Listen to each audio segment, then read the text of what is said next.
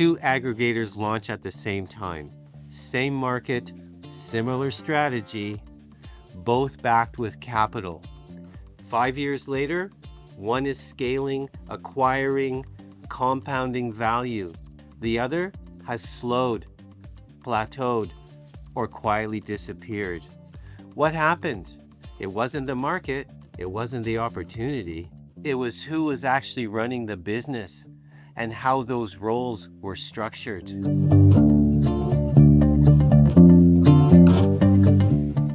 Let me tell you about an advisor named Chris, top tier guy, $700 million practice, deep client relationships, rainmaker, mentor, strategist.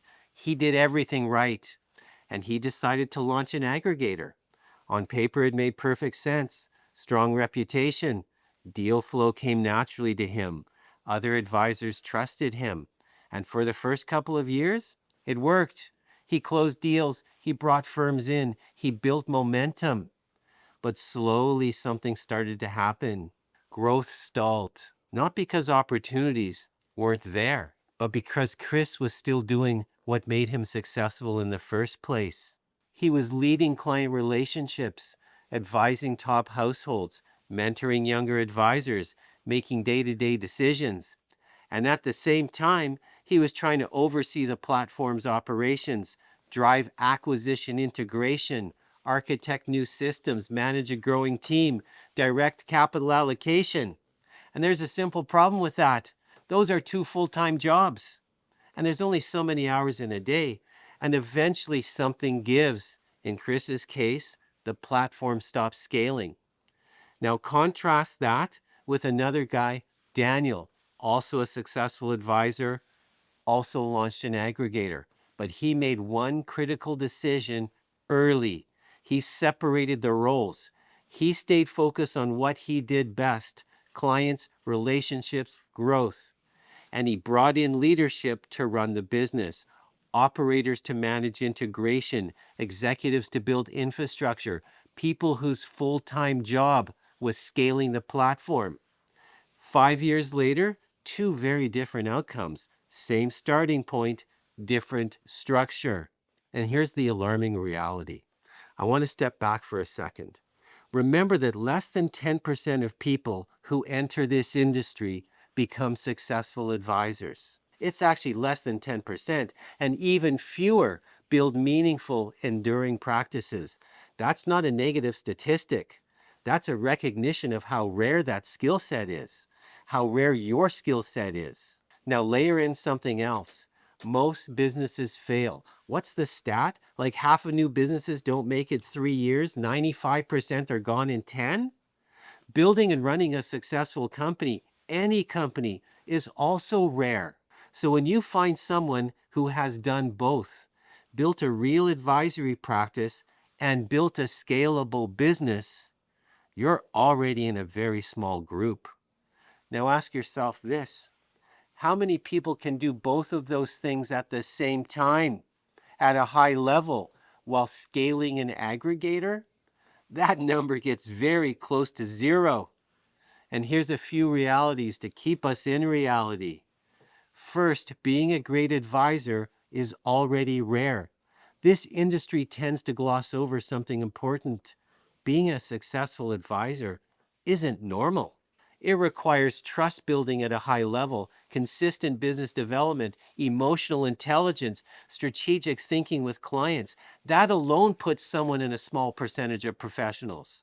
So if you're good at that, you've already cleared a very high bar. You don't also need to be exceptional at building and running a scaled enterprise to be complete. Those are 2 different games. Reality number 2, building a scaled business, it's a different skill set. Sure, some skills overlap. Running a growing aggregator is not an extension of running a practice. It's a different discipline. It involves systems and process design, capital allocation, integration at volume, organizational structure, process consistency across multiple firms. That's not client work, that's enterprise building. And just like great advisors are rare, great operators are rare. The mistake happens when one person tries to be both. Here's the third reality, and here's the crucial point, the part we must respect and protect. Advisors will always prioritize clients. They should. That's the foundation of the business. But that instinct creates a constraint. When there's a conflict between serving a key client and building internal systems, the client wins every time. So if the same person is responsible for both, the business building side gets delayed, not intentionally, but consistently. And over time, that compounds, which is why many aggregators don't fail dramatically. They just stop. They just stop accelerating. So here's the solution. Separating roles drives scale. The aggregators that grow, that really grow, they solve this early. They separate rainmaker. They separate client leader from business builder, from business operator. They don't ask one person to do both. They build around strengths. The advisor continues to drive relationships, anchor culture, attract deals, while the operator focuses on integration, systems, execution, scaling infrastructure. And that's when things start to compound, because now both sides of the business are getting full-time attention. So here's what to look for. Structure determines which platforms actually deliver that second bite we've talked about. This ties directly to what we've discussed before about equity, about accessing higher multiples. Just how big will that second bite be? That opportunity only exists if the platform actually scales. And scaling is not only about vision, it's about execution. So when you're evaluating an aggregator, the question isn't just, is this a good firm? It's, is this being run like a business or like an advisory practice? More specifically, who is operating it? What is their track record of growth? Have they built systems that can handle scale? Because if that piece isn't in place, that second bite becomes a nibble at best. So when you see some aggregators pull ahead and others stall, it's not random. It's structural. It comes down to whether they've acknowledged a simple truth. Being great with clients and being great at building a scaled business are both rare.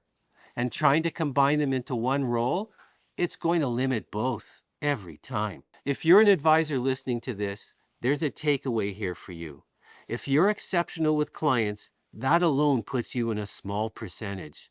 That's not something to fix. That's something to protect. But if you're aligning with a platform or considering building something larger, pay very close attention to how it's structured. Because the platforms that win, they're not asking advisors to become operators. They're building around them with the right people in the right roles. And those are the platforms that actually scale. Those are the ones that deliver on the promise of growth, succession, and that equity second bite. And increasingly, those are the only ones that matter. If you found this episode helpful and you're a founder interested in exploring being part of a successful aggregator, reach out to an Advisor Hunt consultant for a confidential discussion. And if you'd like to get into more detail on the topic of succession, be sure to subscribe and hit that notification bell to be first to get future episodes. I'm Darrell with Advisor Hunt. Remember this, structure determines scale.